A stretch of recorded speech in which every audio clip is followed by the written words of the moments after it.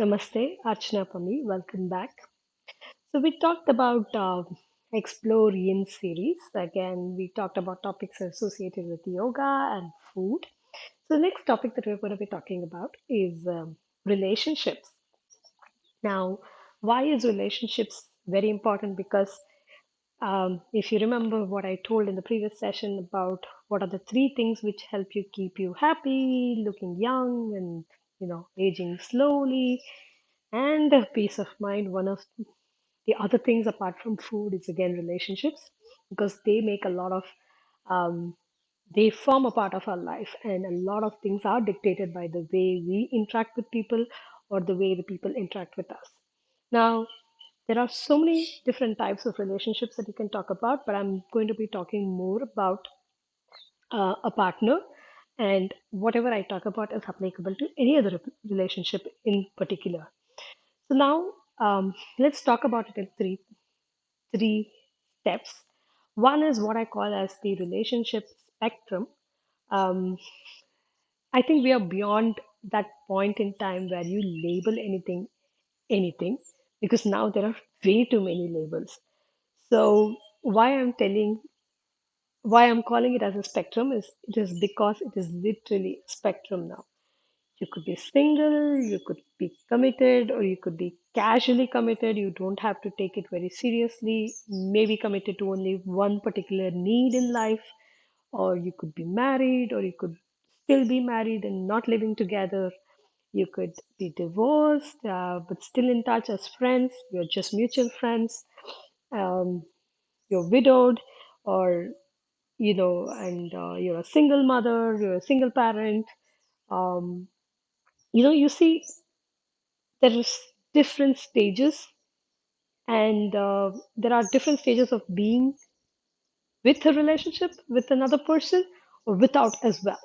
You could be in any of those, and there is no what do you say, that this is what you should be. There is no predefined goals anymore, and I think that's how we have evolved. And the reason I'm bringing this into consideration is you do not have to box yourself that you are into this particular section, that you can't switch to another, or you have to live with it, right?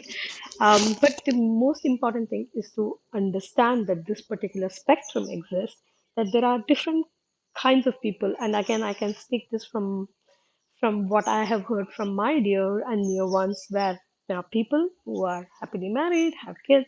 There are people who are married but staying together for reasons financially or for supporting kids, but may not be mutually interested in others.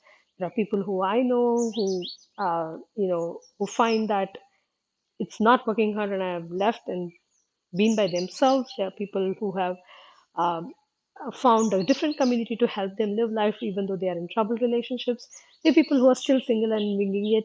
There are people who are still eagerly looking for a partner to spend their life with. So there are so many aspects, and I look at all of them through different generations, and I'm talking about people at least 10 plus years above me and 20 plus years below me, in terms of the diversity that I see in how each one engages in relationships. And again, a reminder is that you don't have to fit yourself into any one of those labels. The spectrum is just growing. You can create your own fancy thing and you can say that this is the kind of relationship that I am in. So I think identification of that, you don't have to be bound to any label that the society has designed or emphasizes on. This is a label that you can associate your relationship to any point in time, right? Is very, very critical in terms of you being aware and you being at peace with the state in the spectrum that you lie in, rather than saying that, hey, I'm single, I'm divorced, I'm widowed, I'm married but not happy, or married and extra happy, whatever it be, it, right? Doesn't matter what label, right? You are in some part of this spectrum, and do not associate yourself with any of those labels. Going back to what I told in the first session of discovery, stopping associating with yourself with any labels, anything good, bad. Ignore all of that. Associate yourself to anything As long as it's between you and another consenting adult, it is absolutely fine as long as you both are clear. Now, why did I talk about the relationship spectrum? Is because the basic rule thumb is you make your own rules, right?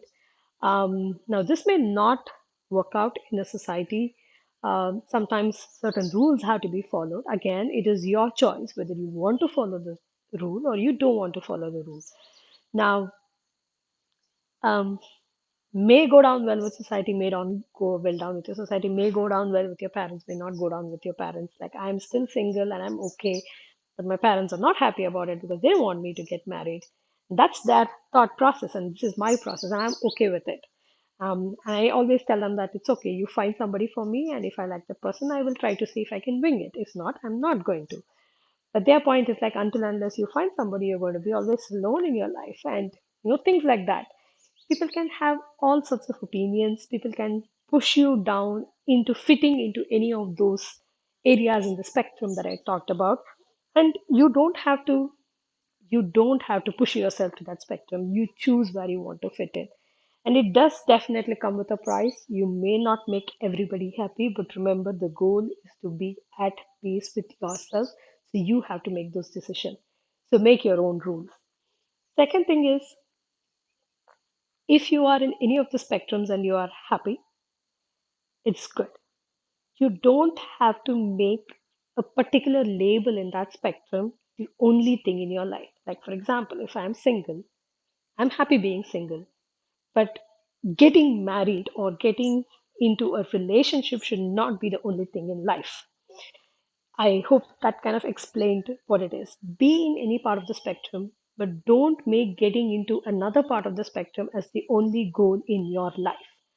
The reason is, again, you're associating it into this label. This is this label. Remember, you're associating to the duality of not happy, and you usually do that when you feel that you're not happy being this, you want to be that, right? I'm not happy being single, I need a partner, so I always have to think about how do I find a partner, or what do I do, or things like that, right? And again, I'm taking this example because that's the easiest for me to associate with and explain, and it is more easier understood if you explain it with a real uh, person's experience than just quote something which is very general and not personally felt. So make your own rules, choose what is it that you want. And secondly, do not make that particular label or any zone in the spectrum as the only thing that you want to achieve. And from that perspective, how do you make that happen, right? And that is one of the reasons that I'm talking about this is one way to make that happen is to understand the difference between me time and us time. Again, taking that example, if you're a parent, you have a single child that you're a single parent and you have a child that you're responsible for. And if you're a person in a relationship, in a long distance relationship, or if you're a person who's living with somebody, or if you're single, right? Take these four things in the spectrum just for reference, right? The way you function with the others is a lot more energy consuming activity. And for that, you need to be in a calm state, or you need to be in a state where you are able to expend energy for that. But also, it is quintessential that you rest and recuperate. And the only way you rest and recuperate or you grow again better is when you do something for yourself. Now, what is it that you can do for yourself? It could be anything you pick. There are thousands of things that you can do. You can learn how to weave something. You can learn how to crochet. You can learn how to cook. You can learn to run. You can learn to exercise. You can learn to dance. You can learn to um, how to draw pencil sketches. You could learn to make your own craft using resin, make those beautiful beads or things like that, or learn something to make from polymer clay and make some objects out of the clay and sell it. You can learn to go skydiving. You can go learn paragliding. You can go learn um, what is that? Deep sea diving. Whatever, right? There are so many things that you can learn. Invest in one of your passions or invest in something that you have never done but always wanted to do. Why that is important is going back to what I said before, not making that particular relationship the only thing in life. Because when you are very dependent on only doing something, you as an individual are not growing or are not making tides in progressing yourself.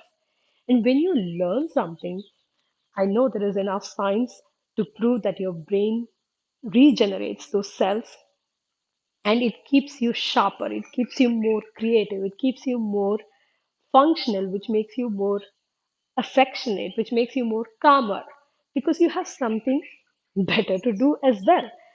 So, regardless of the spectrum, right? So, maybe if you are in a relation, I mean, you're a single parent and you have a child to take care, maybe learn something that the child wants to learn, but you learn it for yourself, not just for the child. Invest in your time and then probably learn to do it with your child. And if you're in a long term relationship, why don't you both pick up a hobby and share about it? Or say both of you pick up running, or you say that I'm picking up running, and then you give updates to the other person, or you talk about it, or you call them and you talk to them when you're running. Do some things for yourself. Find that one thing where you can sit with yourself and do it without having to involve the other, right? And that is your me time. And that me time will definitely make a huge difference for the way you interact with that other person in life. And now the question that comes to me very often is, as an individual who's still single, how do you do? There is no us time, right? Because there's no partner with which you engage in through the entire day. Now you can always quantify somebody like your parents or your siblings and things like that, but they may exist, they may function in the same wavelength of you, or they may not function in the same wavelength of you, and you may not probably have them around 24 by 7 to do certain things and things like that. Then what do you do? Or you're living alone in a different country as a bachelor, and then different city away from your parents or your siblings or other cousins or whatever, right? Then what do you do? So this is where I learned it really, really tough during the COVID time. I had formed a good bunch of friends as my close knit community with whom there used to be a lot of activity that happened. Come COVID, everybody had to go back home, and that entire community vanished all of a sudden. And for somebody who had no friends in the city, even though I was staying with my parents, but I had no sense of community, of interaction, of doing anything, right? um, the the time that we used to hang out, or the time we used to go someplace and explore some things, or have food, or learn something, or do something, everything vanished because there was no other community that I could expend my energy and my time to learn certain things, to experience certain things, and keep myself sharp. So it took me a while to understand that being single is okay, but it is very difficult if you do not have a sense of community. And I sought that community in different forms. I learned to dance in a particular place. I had a community where I went to learn yoga in a class. So there were 12 people which were there. So I formed a community them, interacting with them for that 4 plus 5 months. And even I talked to some of them even now, who are teachers who teach now. And I had that community for 6 months, and that was my amazing time because I learned something. I learned from the class, and I learned from each individual how they are looking at aspects and everything, what they teach, and everything. Right. So I had that community there. Then I slowly moved into finding local groups which go for trekking, and I got connected with a lot of people, and things like that. So why I would recommend as a person who's single is to find a community is because you will then have not just have your me time, you will also create an opportunity for an us time with that community. It may not be one person, could be a group of people, but maybe from that community you may be able to connect with one person who shares a similar belief. And as friends, like I said, again in a spectrum, you could simply be friends with some person who has what do you say, who has mm, a common need, right? It could be any need that you want to address, and maybe the quest to travel, the quest to eat. I have a friend with whom we just go out and check out restaurants and eat. I have a set of friends with whom we just go out and check out places. So you could find that one person in that spectrum who could help you be in a state of that relationship, so to speak. Uh, Going back, me time, this is us time. So if you are in a relationship, find that one activity where you can be by yourself, which helps you be creative, which helps you which helps you become sharp, which helps you become a better person so that your us time is uh, more meaningful and more constructive and not friction oriented, and you're not tagging along that person all the time. And if you're a single person, then invest in yourself, but also find these opportunities to connect with different communities. So you create that opportunity of an us time with another individual. If you get lucky, you may even find your partner and fit into any of the other relationship spectrums. If not, you just end up being friends who share common things that you love to do, right? So so this was a small, what do you say, a small topic that I wanted to discuss when it comes to relationships because it does form a part of our life, right? And once you have that sense of semblance and understanding that, hey, you do not have to associate yourself with a particular label that you think you need to fit in, or your parents tell you need to fit in, or your friends tell you need to fit in, or the society tells you to fit in, you understand that all these exist and they are still living, they're still happy, they're still in love, no matter what, right? Gives you a sense of feeling that, hey, the state I am in is not just my misfortune or is something that I am not being valued for. You don't have to think about all those things, and you will be in a better state of mind knowing that all these things exist in that whole spectrum, and it is up to me to choose what I want, be happy with it, or act upon moving to something, but not just making it the only thing in life. Second thing is, because of that, you make your own rules. You decide where is it that you want to be. You want to switch from one spectrum to another side of the spectrum, go ahead, but make your rules because you need to be aware of the repercussions of rules. Sometimes it may work, sometimes it may hurt somebody, but if that is what is it that you want, go for it. And the last thing that I talked about is the most critical thing is your me time. This is us time. A lot of people have reached out to me in the quite recent past, and I've heard from I can't take names, but I know that there were a lot of people who reached out to me and asked me that, what are you going to do? You're single. How do you live with your parents? Or what will you do when your parents are gone? Or don't you feel like you want to get married? And have you found somebody who's interesting that you want to get married to? Or are you in a relationship with someone? Or why do you do so much of trekking? Or why do you drive? Or aren't you scared of driving alone? Or so many questions. And I felt like um, people are unaware that these kind of things exist, and that there is no set rule that you need to abide by a particular label in that spectrum, right? And because you're forcing yourself to fit into one part of that spectrum, you're forgetting that you exist as an individual to experience, to make a difference to yourself first and foremost before you make a difference to the rest of the world.